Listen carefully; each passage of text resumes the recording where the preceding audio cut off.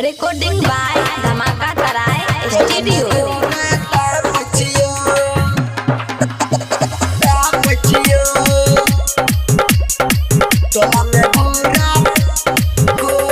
Music by DJ Umesh Shukipur Bazar. हर बार में गड़बड़ भ गेलै मां लगे भूल गेली हम स्वीटर रसा लगे हाँ हाँ हर बार में गड़बड़ भ गेलै मां लगे भूल गेली हम स्वीटर रसा लगे हम तो तोरे घर दिस ताकै छियो धनदी के महीना छौरी थोड़ थोड़ कापै छियो जल्दिया न मिल तोरे टोला में घूरा तापै छियो गे जल्दिया न मिल तोरे टोला में घूरा तापै छियो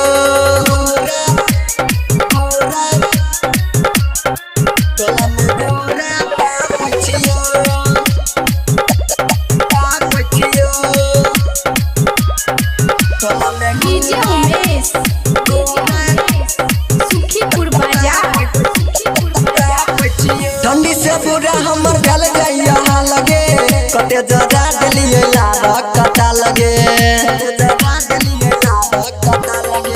ठंडी से पूरा हमर गल जाइया लगे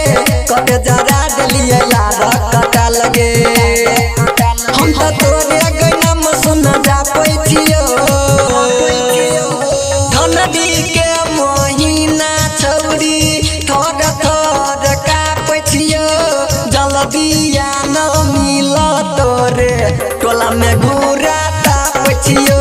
गे जल्दिया न मिल तोरे टोला में घूरा तापै छियो टोला में घूरा तापै छियो